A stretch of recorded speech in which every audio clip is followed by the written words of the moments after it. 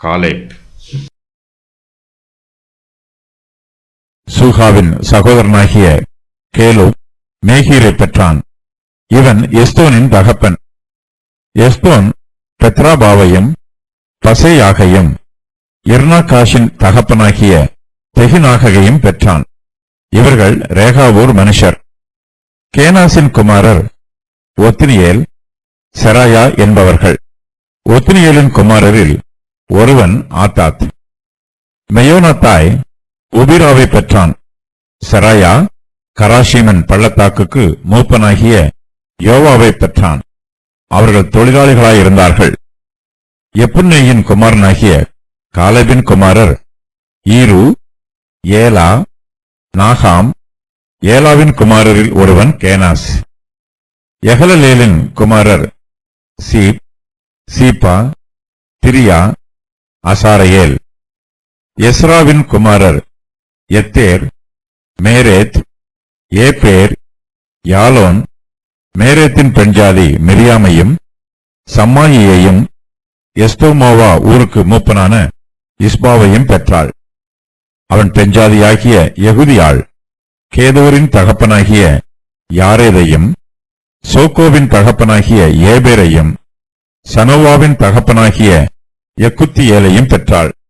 மேரேத் விவாகம் பண்ணின பார்வோனின் குமாரத்தியாகிய பித்தியாளின் குமாரர் இவர்களே.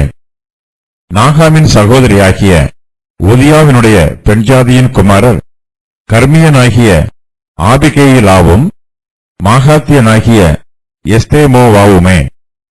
ஷீமோனின் குமாரர் அம்னோன், ரின்னா, பென்கானான், தீலோன் என்பவர்கள். இஷியின் குமாரர் சோகேதும் பெண் சோகேதுமே. காலேப் எப்புன்னேயின் குமாரன். கானான் தேசத்திற்குள் வேவுகாரராக போன 12 பேரில் காலேபும் ஒருவர். காலேபினுடைய வம்சத்தில் 37 சந்ததியாரை பற்றி இங்கு கூறப்பட்டிருக்கிறது. யெகுதியாள் என்பவள் வம்ச வரலாற்றில் கூறப்பட்டிருக்கும் மற்றொரு ஸ்திரீ. இவளுடைய மறுபெயர் பித்தியாள். இவள் பார்வோனின் குமாரத்தி. யூத மார்க்கத்திற்கு இவள் மாறினாள். பித்தியாள் என்னும் பெயருக்கு கர்த்தருடைய குமாரத்தி என்று பொருள். யெகுதியாள் என்னும் பெயருக்கு யூத ஸ்திரீ என்று பொருள். எகிப்து தேசத்தில் பிறந்தவள், கர்த்தரை ஆராதிக்கிறாள். மேராத் என்பவன் பார்வோனின் குமாரத்தியை விவாகம் பண்ணினதினால் அக்காலத்தில் இவனும் பிரபல்யமானவனாக இருந்திருக்க வேண்டும். காலேபின் சந்ததியார் எல்லோரும் தொழிலாளிகளாக இருக்கிறார்கள். மற்ற தேசங்களில் தொழிலாளர்கள் இருந்தாலும் காலேபின் சந்ததியில் வந்திருக்கிறவர்கள் எல்லா தொழில்களிலும் மிகுந்த திறமை உள்ளவர்களாகவும் நிபுணர்களாகவும் இருக்கிறார்கள்.